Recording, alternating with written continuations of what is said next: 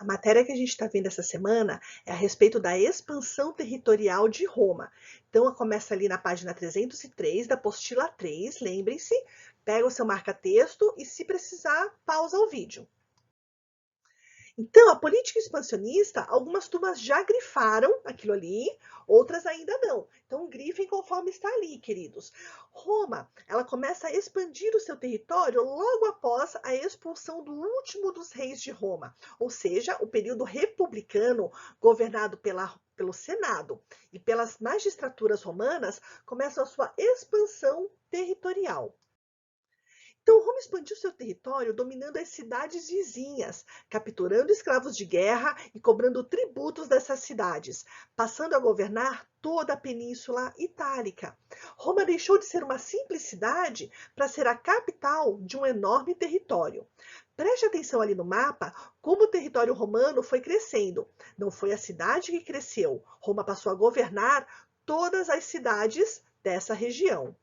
Após dominar toda a Península Itálica, Roma quis expandir seu território sobre as ilhas do Mediterrâneo.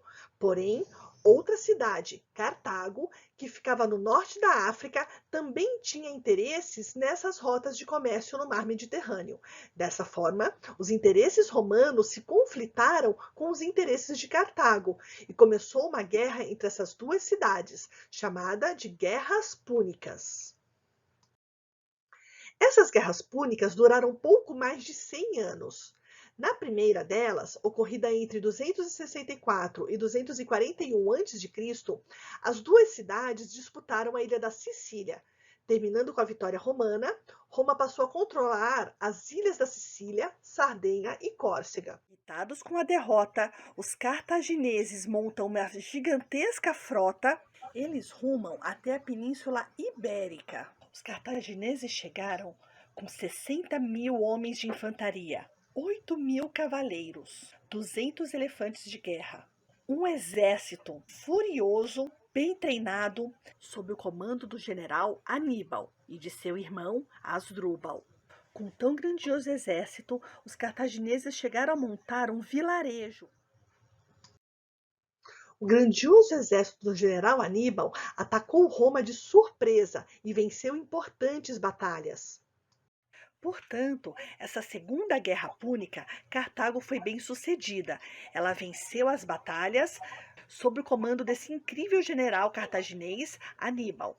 Essa batalha ficou famosa exatamente pelo uso de elefantes. Por causa desses animais bem treinados e grandes, eles conseguiram invadir a cidade de Roma e queimar umas partes da cidade.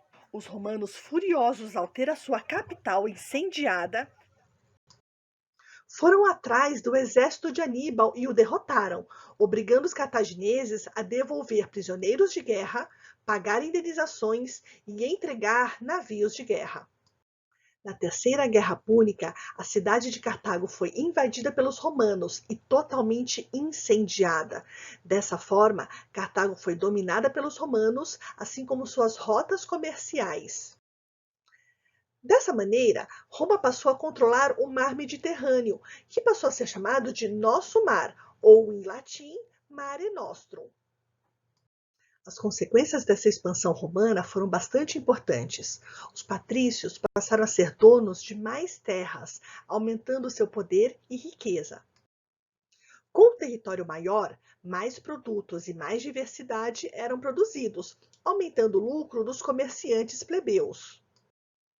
O número de escravos que eram conquistados na guerra aumentou, favorecendo a produção nas terras dos patrícios. Dessa forma, a expansão territorial deixou os patrícios mais ricos e os plebeus ricos ainda mais ricos. O grupo romano que acabou perdendo foram os pequenos camponeses, que eram obrigados a irem para as guerras. E ao irem, esses camponeses deixavam de cultivar suas terras, ficando endividados e perdendo as terras para os patrícios.